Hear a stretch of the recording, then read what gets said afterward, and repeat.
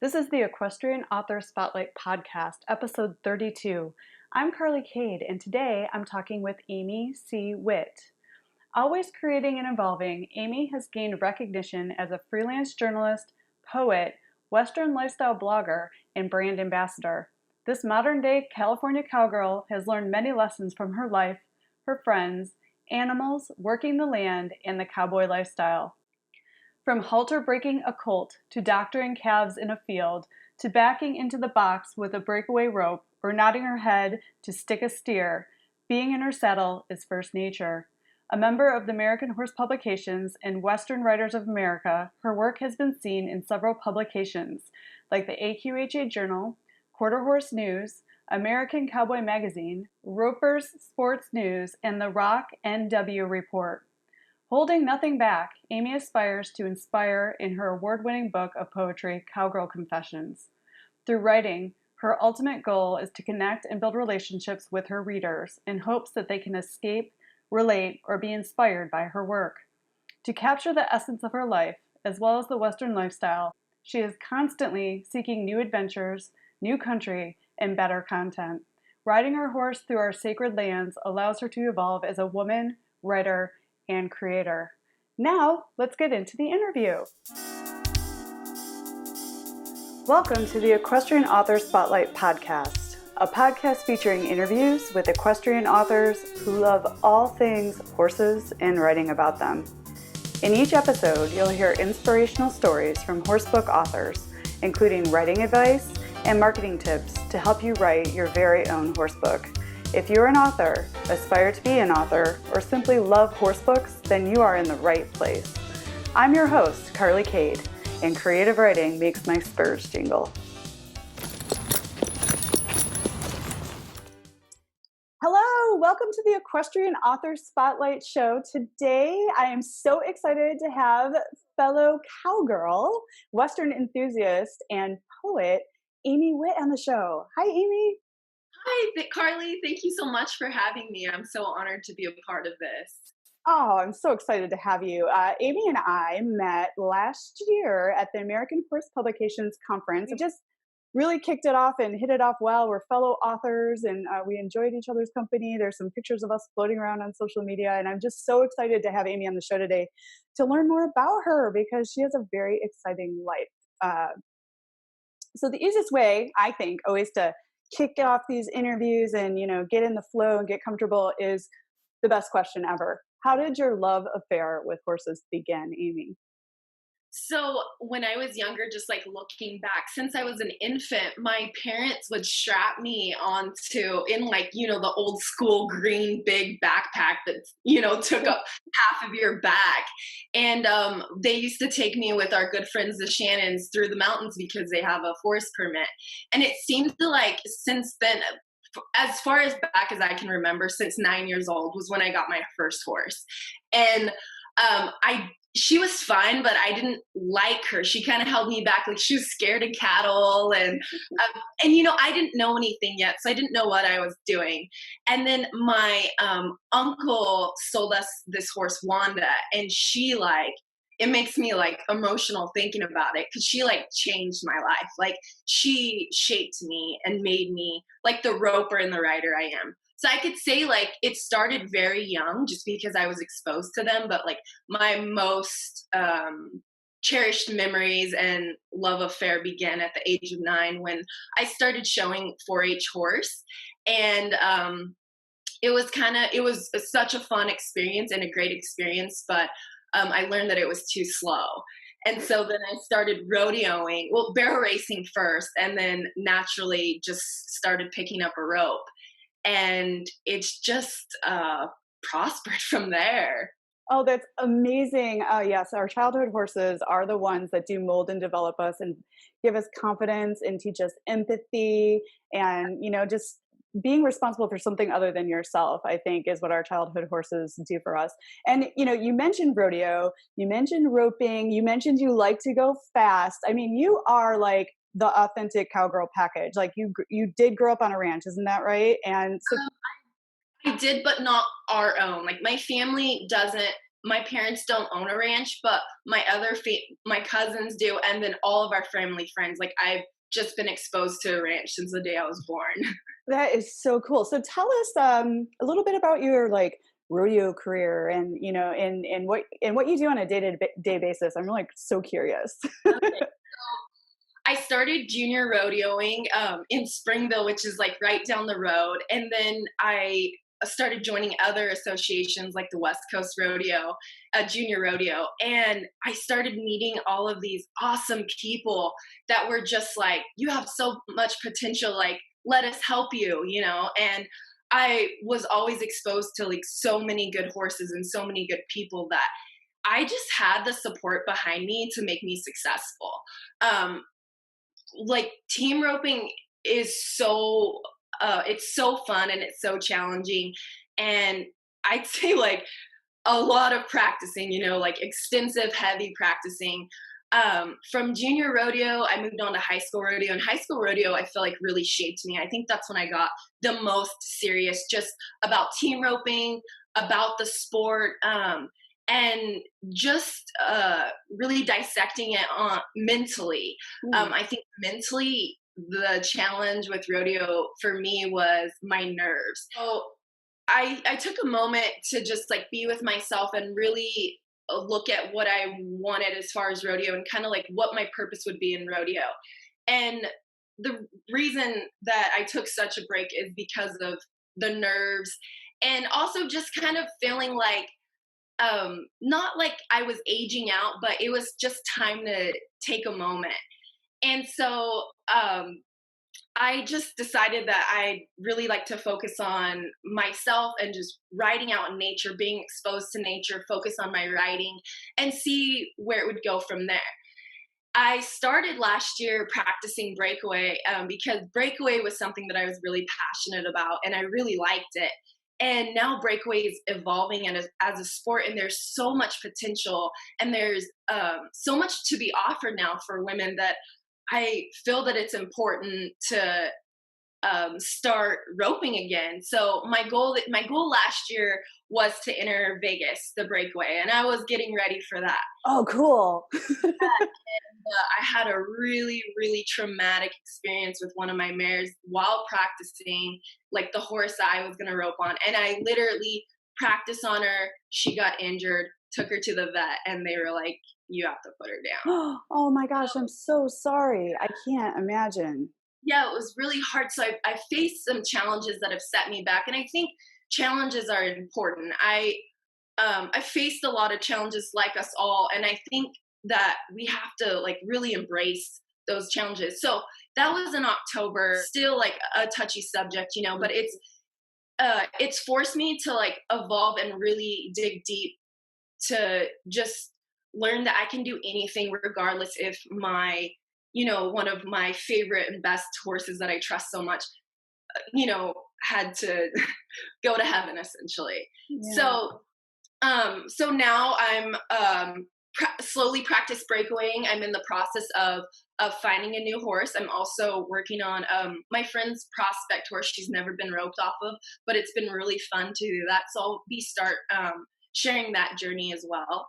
Um, Essentially, day by day, I'm always trying to be horseback, regardless of what the day brings me.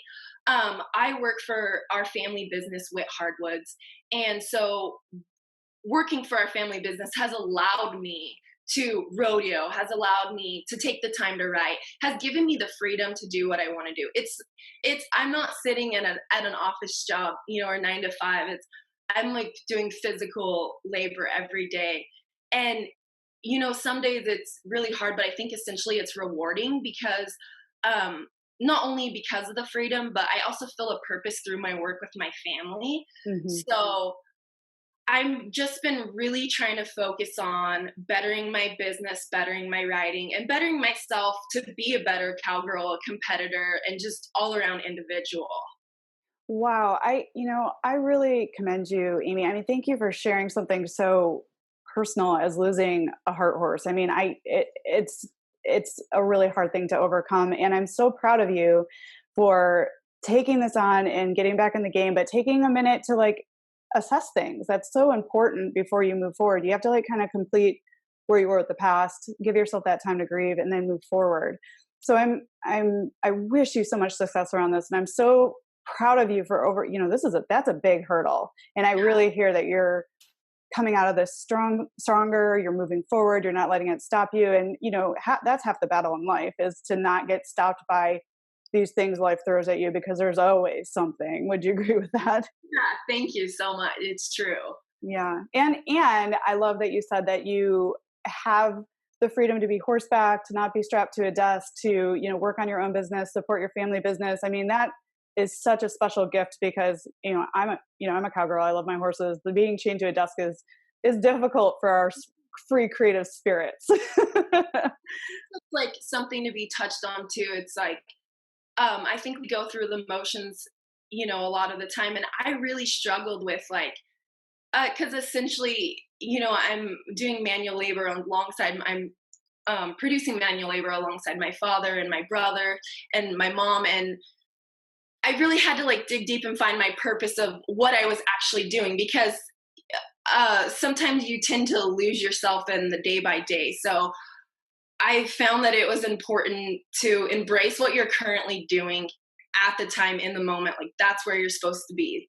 And not be negative because you don't have all these things or have been successful at the goals that you've wanted to accomplish by a certain given time. Mm-hmm. And being present in the moment, that is such a powerful place to stand, because we're always thinking about other things, or we're on our phones and we're distracted. And what I'm hearing is like, you're really embracing the moment. You're really being present. You're really being purposeful in what you're doing at any given time. And I really think that's beautiful.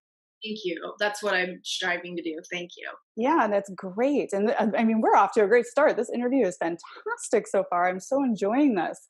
I remember this about you, from the AHP. We had a author meetup there, and it was a great turnout. We had so many authors or aspiring authors who came to learn more about traditionally published route, and then the independently published route. It was very cool. But I remember you, when you introduced yourself, you talked a little bit about your book of poetry, which we'll get into here in a little bit. But you do live in California, and you are very passionate about the giant sequoia trees there. Tell us a little bit, because I really feel like those trees and your connection to them really breathes life into this concept of living in the moment. So would you talk to us a little bit about those trees and your love for them? Absolutely. I'm excited to talk about them. I don't think they get enough recognition. And if you're not from California, or if you've not even heard of them, it probably doesn't resonate with you the way it does me, or, my family. So the giant sequoias only live north of California, or central here. So there's like 73 to 75. I'm not sure the exact number, because the forestry and other associations give two different numbers. So there's around 70 sacred sequoia groves left. I'm trying to think back the first time I laid my eyes on a giant sequoia tree, and I was real young. And the moment that you walk into a grove, it's like everything stops. It's like I can't even express the way I feel, or could even express how you could feel. Excuse me. You could feel, because it almost seems impossible. It doesn't seem real. It's like so magical, and you're literally standing with one of the largest organisms on Earth, and one of the oldest. And the connection, they're so powerful. Like, they're rot resistant. When they actually do die, which some of them are known to be 3,000 years old, 3,500 years old. Wow. And when they do rot, they don't emit carbon like a white fir would. Fire is really important to them. We need it. They need it for their growth and for their future. I would just say that if anybody gets an opportunity to come to California, go to the sequoias in the springtime. We have a giant sequoia monument, which is just right up the road, maybe 28 miles from Porterville, and it's open to the public, and it's free, and it will be life-changing. I would encourage everybody to take a visit to the trees. Where I live, actually, when I walk out my front door, I can look to where the sun rises and see them like waving at me from the ridge line. Oh, So every wow. day I just like look at them and give them thanks because they really inspire me. They've seen so many lives and so many histories, and they're so historical to our state and our to me, like our country, and they're important. And I've been in communications with Save the Redwood Leagues and hopes to like work with them on some creative stuff and writing for them. So my purpose is just to continue to stand for them and support them, because they are sacred and there's not a lot of them left. And Mm. if we lose them, it's like would be losing a lot of it'd be feel like losing lives. Oh, absolutely. And you are able to ride through them, aren't you? I think I've seen really beautiful pictures that you've shared on your Instagram channel, which we're going to talk about in a little bit. But you have the privilege of being able to ride your horses out to these trees. I think that's what's so significant is the fact that we can go to groves that the public may not walk off the trail to see. Um, we there is a specific spot not too far from me, and it's our favorite spot. It's unreal, and riding your horse through there is like something I can't even explain it. It's breathtaking and magical, and you feel like you're not even on this earth. Like, and with your horse and your dog out there, it's home. It's like perfect. It's like all the answers that you need, everything you need to know, you can find them there in nature. No cell phone service, nothing. You are forced to figure it out because that's that. And I love that. It's like I mean, what a beautiful gift that you are able to do that. But it's like I can only imagine it's like going back in time to the way things should actually be, surrounded by forests, sharing the experience with animals, being in the moment, being present, not being distracted with cell phones and cell service, and just, really having that, nature human experience. And I think that's something a lot of us are missing these days, that we don't get enough time to be with nature. And that's why I love horses so much, because they bring us out of the house, they bring us away from the TV, they get us away from our phones. And just thank you for sharing that. It's so magical. And I think I hear a book in there somewhere. I think I hear a lot of passion about these trees and saving these trees, but I think I also hear a little creative juices Yeah, bubbling up. you're definitely onto something because I've been low key working on something really, really exciting. And so essentially, like, I'm working on a book or surrounded by the redwoods, and it's going to take me a while, but I am really excited about that, and I can't wait to share it. Oh, I'm so excited. I so feel the passion. I cannot wait to see what you create. That's so exciting. I wanted to ask you, when did you realize that you wanted to combine your love of horses and the cowgirl lifestyle with your writing? Like, what made you decide that you wanted to do this? So when I was 18, after high school, I attended college in Denver, Colorado. And I went at the worst time possible, which was winter. And coming from California, living in a dorm with no horse, no dog, trying to hike through snow in high hills, it wasn't meant for me. I decided that coming back to California would essentially be the best for myself and my mental health. So when I came back to California, I decided that I was going to work for our local newspaper while helping my parents at this simultaneously. I started working for the newspaper, and I didn't even I've always loved writing. I've always been creative. I've even found something recently, an old notebook when I was like 10 years old, writing poetry, and I didn't even know I liked it back then. So the newspaper is actually the Portable Recorder. They gave me an opportunity to write an ag column. So once I started doing that, I was like, this doesn't make sense that I'm not writing about horses and rodeo. So the Roper Sports News, actually, which is owned by Bob Feist, Stephanie Anderson is his general manager. I reached out to her and said, hey, is there any way I could write for you? I'll do it for free, you know? And essentially, they gave me the first opportunity ever to just like, here, do whatever you want. And because of that opportunity, it essentially started my whole career. Mm. And I just started reaching out to other publications and having their support behind me, asking Stephanie and Bob, like, hey, if I contact this publication, will you, have my support? And I mean, I'm 100% positive. Like, if it wasn't for writing for the Roper Sports News, I wouldn't have ever, I wouldn't be where I'm at today. Um, I realized that traveling and rodeoing and I've always loved fashion. It didn't make sense not for me to like take pictures and blog about it. And I started, when Wix was cool and Blogspot was cool. Like my first website was on Blogspot, and I was going to rodeos and, just taking pictures of my outfit and just talking about whatever. And it's just kind of blossomed from there. Wow, and that is such a cool story. It's like the universe kind of opened up and gave you the opportunity to step into a lifestyle that you created, but also is authentically who you are. So that is really cool. The photos that you share on your Instagram feed are like absolutely stunning. We already mentioned that you've taken pictures with the sequoia trees, and you're always doing fun things with your horse, and you're showing the landscape in your Instagram stories, and you have a really cool Instagram presence. Tell us what inspires your photos and who takes the pictures of you, because I'm always like, wow, she looks like she's got a professional photographer and she looks like a model. Talk to us a little bit about how you curate your Instagram channel.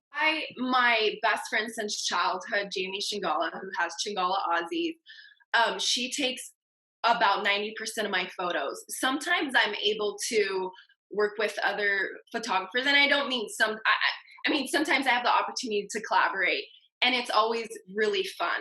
But Jamie and I have such a strong connection, and she understands horses and dogs and appreciates and loves them and has the same amount of passion as me. So it's easy for us to just naturally and organically create content. We both help each other create content. And she's really, really pushed me to be where I am today. Like, she really has helped me evolve. And it's really significant because her following and the business that she created is something spectacular. So to have her as my support and mentor and photographer has really been a dream come true. Like, she has helped me get to where I am today because of essentially believing in me and having the creative eye, because she loves to do the same thing. So it only makes sense that we go together and live and and we're best friends. So just adventure together, and when we can document, we'll document. So Jamie Shingala owns Shingala Aussies, and she is an Australian Shepherd breeder, and her Instagram handle is Shingala Aussies. And I received my first Australian Shepherd, Lily, the black and white tri that's in my photos, from Jamie. So essentially, Lily has changed my life, and so has Jamie. Oh, that's awesome. And it's so important to have good pets, good fur babies in your corner, and a good human to push you and be there through all of life's difficulty. And it sounds like you've created a really amazing partnership with your best friend, and you guys work together and you support each other, and you're womenpreneurs, like pushing each other forward. I really I love that. That's so important. And then this is incredible to me. You have been at this for a long time. You rodeo, you do the sport, you write for major horse publications, but you have a huge following on Instagram. So tell us how you use the channel to develop such an amazing group of followers, and you've also developed some really awesome relationships with brands as well. So I started Instagram when Instagram just the moment the app came out, and I wasn't really sure of my purpose or goal. I was just going to use it to promote my blog at the time, which was me writing about rodeo and etc. and showcasing companies. And my blog and Instagram just kind of blossomed because I took the opportunity to take good pictures and actually physically create go out and do things. And I think like that's the key, is actually going out and being a part of nature, getting on the back of your horse, because I think that's sometimes the hardest thing. Like, we have all these things to do, and riding our horse may not be a priority because physically, we have to pay the bills. Mm-hmm. So I've made sure that riding my horse is a priority regardless of what I have to do that day. And Instagram has helped me, kind of Instagram has allowed me to not only like be creative, but also showcase the communication between a horse, a dog, and a human, and our land. And I just started taking pictures, wearing the clothes that I wear, wearing the companies wear, using their products, just essentially like, this is what I'm doing. I'm actually physically doing this and using this, and being extremely authentic and organic, and not having any expectations. Mm-hmm. And I just, wanted to take pictures of me and my horse, essentially. And who doesn't, right? Like 99.9% of, I know, my social media channels is my horse. And as far as like my relationships with brands, I'm really lucky. I can't even tell you how it happened. Most of them approached me. In fact, all of them, like, I can take a lot of pride in saying, like, I've never approached any of these brands. However, like, I wouldn't discourage anybody from writing them. Emailing them, contacting them. I'm now in a position where I'm even considering, like, hey, I'm using this specific sunscreen all the time, like literally going through bottles and bottles. Maybe I should approach them and see what I can do for them. And brands are really happy and open to hear from you. Mm-hmm. I started essentially like taking pictures of the clothes that I wear and the products, like I said earlier, and tagging the companies, but consistently. Mm-hmm. I wanted them to know, I am using your product, I'm out here doing it, and here I am. So I was essentially giving them advertisement without me really even knowing it, and them really even knowing it. And they've just asked me to represent their brand, and I feel really fortunate and lucky that, like, to pick me, and support me. And all of them have been so supportive, like, not even just on Instagram, but my book, my writing, events, just like, what can I do for you? That's how they essentially, every brand I work with is like, what can I do for you? And I think that's really something beautiful to be said, because I feel like I put in my work also for them to trust me, to know that I'm loyal to their brand, and that I am gonna produce good content. And I think that's important. I think that producing content that you love, like that you're passionate about, you love, it doesn't matter what anybody else thinks, what you think it's going to look like, or how many likes you're going to get, or how many followers you're going to get. The most important thing is that you're organic and you love what you're doing and you love what you're posting, and it represents who you are. Mm-hmm. I've struggled sometime with my Instagram too, like feeling kind of like in a slump, or being focused on like how many followers I have, what my engagement is. And I think you just have to throw that out the window, because I think like following essentially can come down to like your ego. We can buy all the followers we want and have 10,000 followers, but when you create, have them follow you organically and get their attention, it's like you're actually working for, it's like you actually have a purpose on what you're doing, because these people actually appreciate and can connect with you. And I think overall, like, besides like appealing photography, Instagram allows you to connect with people and create relationships with people that you may not ever have before. Just like my brand repping opportunities, I wouldn't have had that if it wasn't for Instagram. I love that you said, don't worry about the followers, put the ego aside, be authentic, do what you love, create for the sake of creating in yourself. And, and yeah, you share about brands and you tag them consistently, but these are products you love. And I think that's what makes for a successful anything, like sharing what you love, and then your tribe finds you. You don't have to pay for people to find you. You don't have to like do these tricky slick things to get people to follow you, because if you're doing what you love, it comes naturally. And I think you really spoke to that.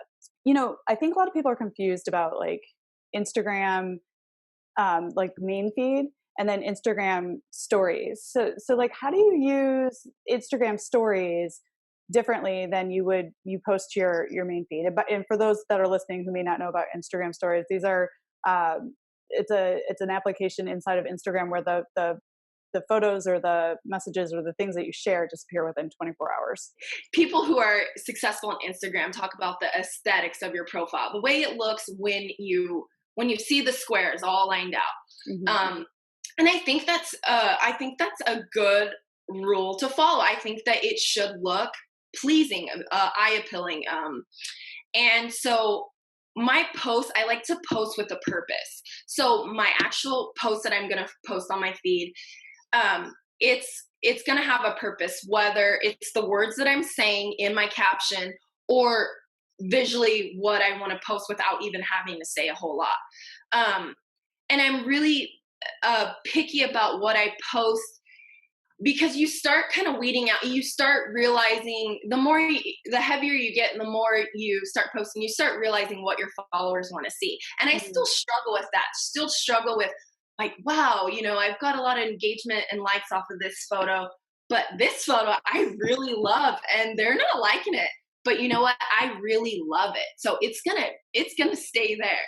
Mm-hmm. So I think with your Instagram post and your feed, it's like post what you want, but post with a purpose, and take the opportunity of your captions to really post something that's either meaningful, educational, or something that tells a story about the photo.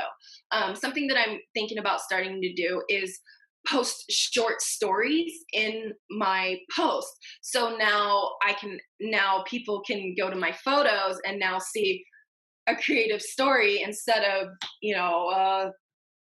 what I did that day, which mm-hmm. is fun. Some people want to see that. And then as for the story post, I really think your story is important, because that's like, it's almost like it's live. It's like happening now, essentially.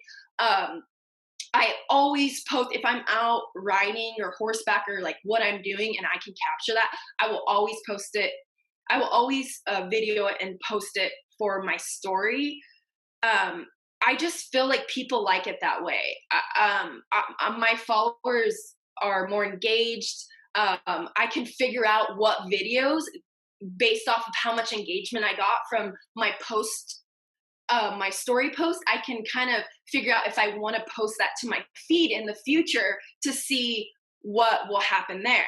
And what I'm really finding more than ever is like using hashtags, which hashtags are important for your story. I haven't been utilizing them so much in my story, but in my post, I'm finding that if I if I post a really good picture and let some time go by, let some comments, flourish and some likes happening, some momentum essentially.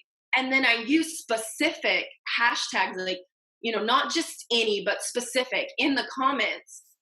A lot of people are finding my photos and getting momentum. And you can see, if you connect your insights, you can like swipe up and it'll say from hashtag how many people have come to that photo and how many people aren't following you. So it's really interesting to see what people like based off the hashtags that aren't following you, because a lot of times what I'm finding is from those hashtags, they may not be following you, but now they're looking at your story, and now more people are following your story, and people are sending your story.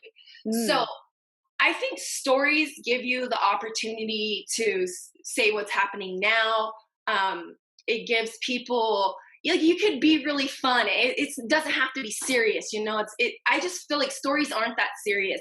A lot of people like to use them and interact with them. They're great for. I use a lot of advertising for my stories. So if a company's having a sale, I don't want to. Depending on what it is, I may not want to post it on my feed because it just doesn't make sense. Mm-hmm. And my followers, I'm not pushing sales. Like I'm not pushing a product or sales. It's just like, this is what I love. This is what I'm wearing. This is what I'm doing. If you like it, great. Ask me about it. But if not, like you don't have to buy it, right? Mm-hmm. So I just think that my stories, I like to promote people, promote sales, post things that I like. And that's what's good for stories is that you can post whatever you want and it's going to go away.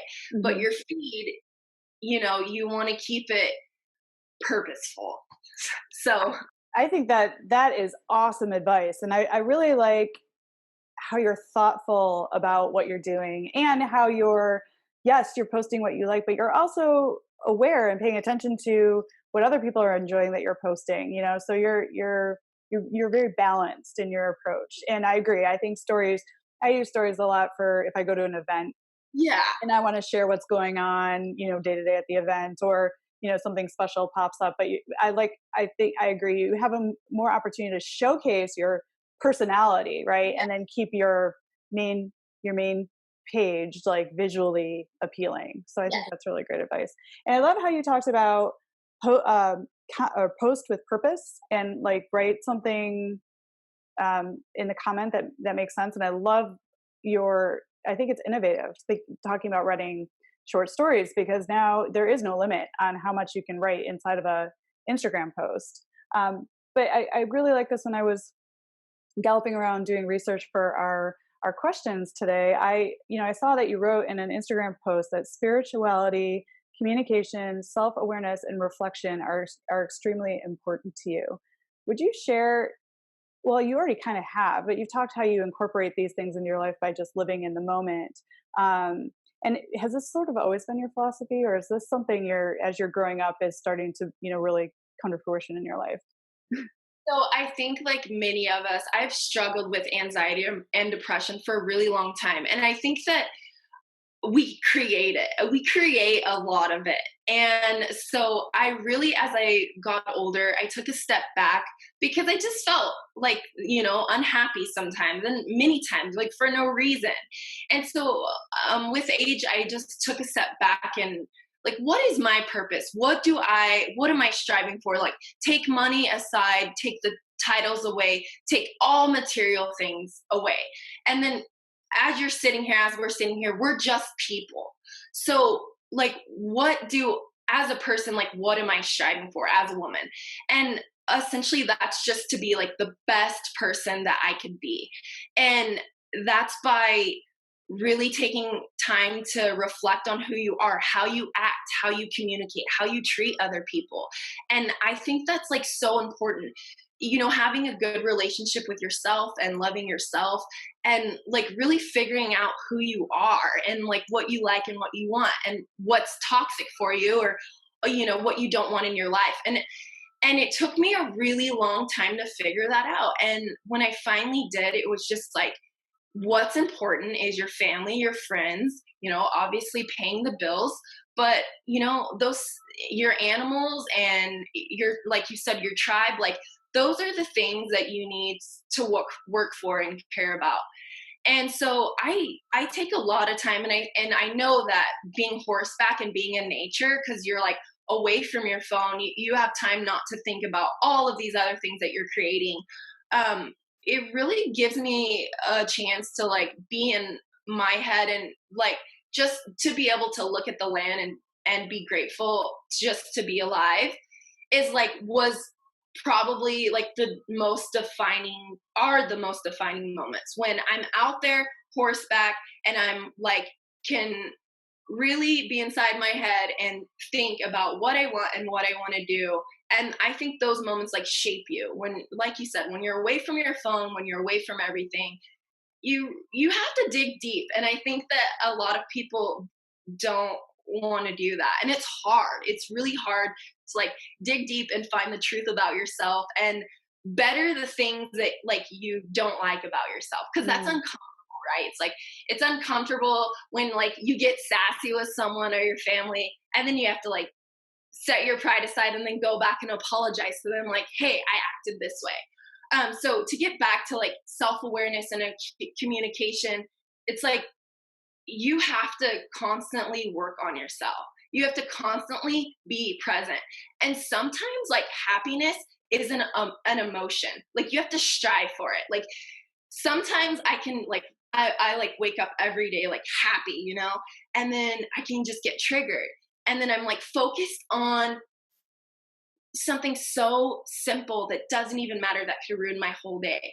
So I have to like take a step back, be self-aware, self-talk. And I'm like, I know like some people are like, oh, like good vibes, you know, be positive. And it's true. Like it's so true. You really like, I really have to do a lot of self-talk and just to, you know, communicate with people and have conversations that are uncomfortable, you know, and you find yourself through that. You find yourself through uncomfortable and hard situations. And I think that, you know, fortunately and unfortunately, I've been faced with few that have been defining. And I think that with age, I've just woken up one day and just feel like, you know what? It's just important to be happy and be the best woman I can be and take care of me and my tribe. And I think that's like what's so important is like nothing else matters. Nobody else matters. It's just like money doesn't matter, material things. It's just like being present and being the best person that you can be, regardless of how uncomfortable it is. That's awesome. I so agree with everything you said, and what and thank you for sharing that and being so open and again authentic. But what I really heard in all that is you take responsibility for yourself and your actions, and you take responsibility for, they call it, you know, meditation, they call it the monkey mind. You take responsibility for what's going on in your mind, and you get present, and you're able to put that to the side and be like, okay, what is really going on here, right? And maybe it needs to be cleaned up with a uncomfortable conversation, but that's being responsible. And I think that you're right. That is the way to be the best version of you, is to be responsible for your actions, be responsible, even notice what's going on emotionally with yourself. And a lot of people aren't able to do that. So that's really, really powerful. This is a really awesome time to talk about your book of poetry, Cowgirl Confessions. So this is Cowgirl Confessions, and because of you, I entered the Equestrian Film Festival, and I won in December 2019. I was awarded for poetry, so that was exciting. I took a creative writing class at our local college, and a summer class, so it was a cram course, and we, like the last few weeks, we focused on poetry. When we had an assignment that we had to write like 10 poems, and I was like, well, I'm going to write about what I know and love. So things just come to me. Like, I don't force anything. I don't force anything creative. I don't force writing. My work started evolving, and I started evolving as a person. My book started evolving. I didn't really have a whole lot of mentorship. Like I didn't know what I was doing. I was introduced to a local author, Sylvia Ross, who is award winning in our area, and I let her read my manuscript, and she was like, "You have to do it. Like there's no ifs, ands, or buts about it." And with her saying that, it was just like so inspiring, because someone like her telling me that I can do it was like, okay, I'm gonna do it, you know. And I didn't have any expectations, and I think that's what's important, is like I am going to put my masterpiece, essentially my art, out into the universe, and whatever happens happens. If people like it, they like it, and if they don't, that's fine. I still did it. And I think just doing it has propelled me to like, give me confidence to know that I can do anything. Anything that you set your mind to, like you could literally do it. There's over 150 poems. There's over 50 illustrations. Jamie, my best friend who from Shigala Ozzy, she produced the cover. She hand painted the whole cover and freehand drew the horse. Oh, it's supposed to be me and my horse. And then I had a graphic designer that I went to high school with, and we were actually in 4-H. Hillary, she designed my cover front and back. And then all of the artists who are women in my books, they're locally from the Central Valley. So I have 4 other artists. I have Stormy, Alexandria, Poyomi. Oh, I have 3. So, and it was really important for me to have them involved. I just felt like if I was going to produce something, I can draw, but I'm not super confident, and that's a challenge that I'm going to start taking on this year too, because I think that it's important to produce artwork with your book. It was for me. So I felt that I wanted the artwork to match my poetry, but I wanted my artists to have freedom and let the poetry speak to them. I didn't give any directions. I didn't say, here, you need to write, you need to draw this for this. And I think that's what's most special about my book of poetry, is that it's like, it's just like a masterpiece of artists. It's not just about me. That's what I feel. It's like, it's not just me. It's just like, I've had help.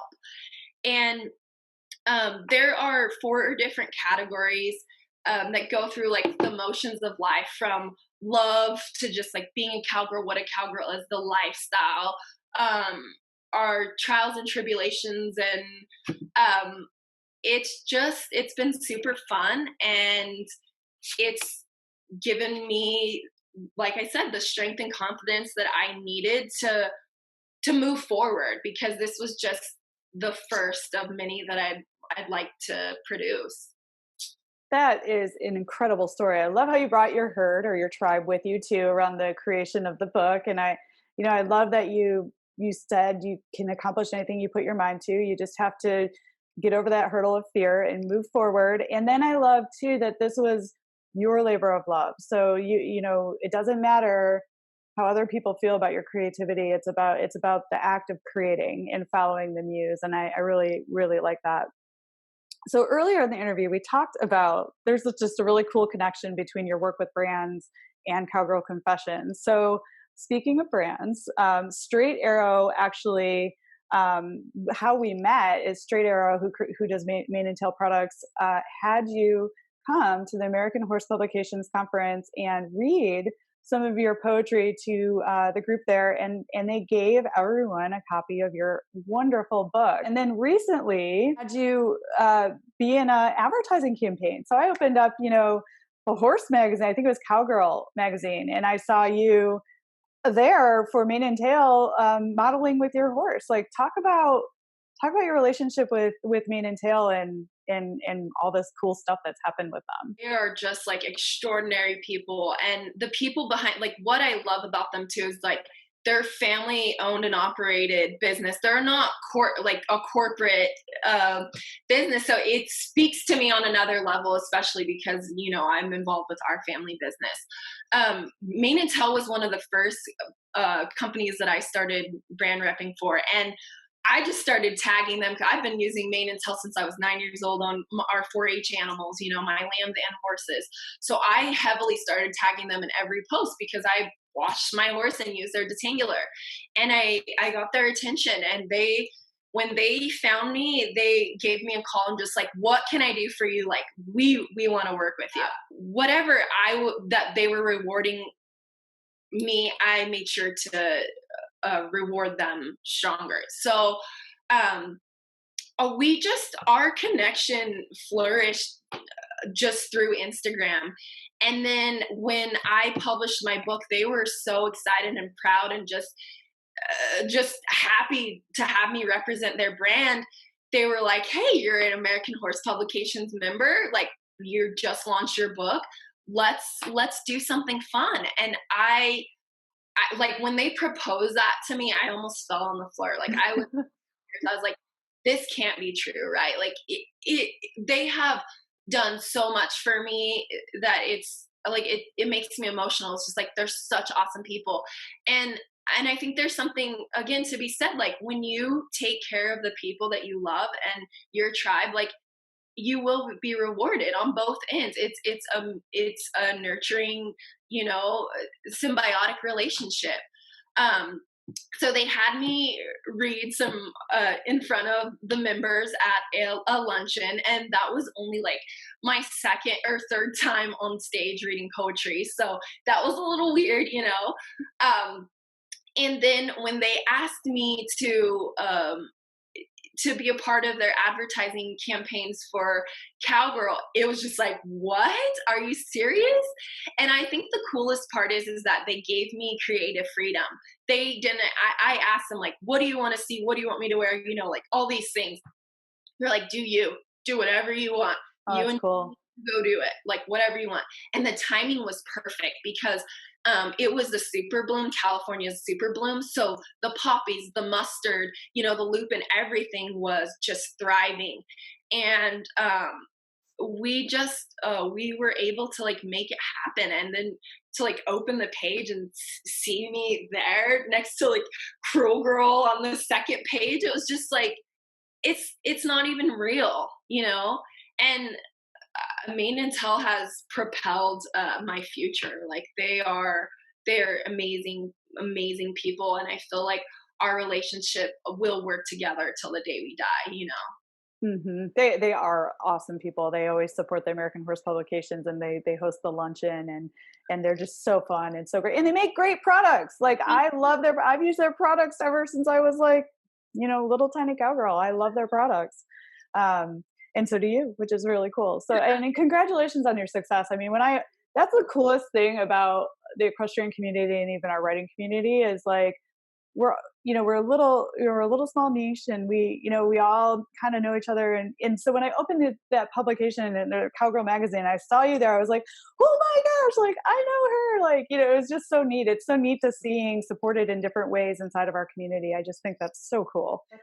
What's the difficult part of putting yourself out there publicly and recommending products and running your own brand, and then what's the hardest part for you? But then on the flip side, what is the best part about what you've created for yourself and your role as an equestrian influencer? So I know that I'm titled as like an equestrian influencer, but I don't know what that is defined as. I just like to produce good content, and I think the most challenging part is like the anxiety of feeling that you have to capture every moment. Like there's a lot of times that I'm on my horse, like just trail riding, when I'm like horseback day working or branding, or there's a test to be done, I really put my phone aside, because when you're out there, roping and working, you're going to get yourself in a bind, and you don't need to be on your phone. But I think again, like having anxiety to like capture every moment, the best moments, the best photos, like constantly feeling like you have to do better each poster, each time, or each video. And that's draining, or feeling like you need to share more about your life because people want to know more about you. And I've really kept this fine line of like struggling with like what I want to say about myself, what I want to share about my life, and what I will share and say. I've been like a little bit more open. I've been a little bit more like, okay, I'm going to share my day to day, or like how I'm feeling. Like for instance, like our local library burned down last night. And sorry. Oh my goodness. Cowgirl Confessions like was burned there too. So it was like those kinds of things, like I feel like it's my purpose to share, because it's like we're all in a time of grieving, So I think like I struggle with like one, expectations, two, like what to post, what's good enough, what's not good enough, what to share, what to say. And I think like probably everybody struggles with that too. But the best and most rewarding part is to be able to be so creative and to be free. And I think like how I live my life on Instagram, I feel like that's how I really am as a person. And I hope like if you see my Instagram and then meet me in person, like you would think that I'm way better than like what I am on Instagram, right? Because like you don't really know someone, especially we can essentially like fake an image on Instagram. And that was something really important to me. It's like, I will never do that. So, the best part is like creating and being free and sharing, my life. Cause I felt like, well, I feel like weird, like I'm like kind of bragging, and it was like, no, people want to see this. Like I get messages from people out of country, like, please keep doing what you're doing. Please keep sharing. Like, we love your horses. Like, we wish this was our life. Like, and those like kinds of things keep me going, because if someone like behind a desk can see me on horseback and they can like feel a sense of connection or feel like they're almost there or living it, it's like, that's awesome, because I would love to connect with people or give them an escape either through my writing or art or work. And I think essentially like Instagram is a platform for art, and we're like all art, and we can be creative as we want to. That is beautiful. And that is the impression that I get when I met you after, I met you after I followed you on Instagram. And that absolutely was the impression, is that, it's so authentic. It's really who you are. It's the life you're living, and you're creating it for the love of creation, not with a purpose in mind, which I think is really, really beautiful. What are you curious about right now? Like, what's next? I just really like to like dig deeper in my career, like with maybe like forestry and of course like the trees. I'm really, really starting to draw. Like, I've always loved to draw, like I said earlier, but I feel like why aren't I drawing? Like, you can train yourself to be better. Like, practice makes perfect. And I did actually like draw I think it's one of the first pages. It's the page 1 in my book. I drew a sequoia tree. Oh, you want to see it? Yeah, hold it up for those watching on YouTube. In a few seconds, and I was really happy with it. And I was like, if I could do that in color and detail, I can do better. So, I'm gonna like really focus on drawing and challenge myself to write about topics or even genres that I haven't before. And I feel like I haven't even like pushed myself with marketing Cowgirl Confessions the way on the scale that I'd want it to. So I just want to do better and be better and produce better content, produce better writing. I'm so excited for you, and I can't wait to see what you do next. Can you tell us where people can find you and your books? You have a blog, your Instagram channel, where people can buy your book. My website is www.callidreamin.com, and that's CALII, and then Dreamin without a G. And on there, there's like there's an area that you can buy my book, and you're also can reach out to me at any time and get a signed copy as well for the same price. Amazon, and then Barnes and Noble online as well. My Instagram handle is California Dreamin', again with 2 I's in the CALII. I will be sure to link to all those places, so when listeners visit your show notes, they can get right there. And definitely check out the show notes, because Amy sent me over some really beautiful pictures of her and her horse, and you'll see the beautiful cover of the book again. So, I really appreciate you being on the show today, and let's all support Amy and what she's doing. She's such a fun person to follow, and her pictures are beautiful, and her life is thrilling. I would love to live your life, and her writing career is blossoming and growing. So thank you so much for being on the show with us today, Amy. Thank you so much for having me, Carly. I really, really appreciate it. Thanks for joining us this week on the Equestrian Author Spotlight podcast. I hope you enjoy these Q&A sessions with wonderful equine authors who love all things horses and writing, just like me. Visit my website, carlycadecreative.com, where you can read the show notes, and make sure you never miss a show by clicking the subscribe button now. This podcast is made possible by listeners like you. Thank you so much for your support. Want a free guide to secrets of horsebook authors? Gallop over to carlycadecreative.com/wisdom to have author advice delivered instantly to your inbox. If you are an author who writes about horses and would like to be spotlighted, please let me know. Visit my contact page at carlycadecreative.com to fill out a request. I'd be happy to have you on the show too. Thank you for tuning in to the Equestrian Author Spotlight podcast. See you next time. I'm your host, Carly Kade. Creative writing makes my spurs jingle.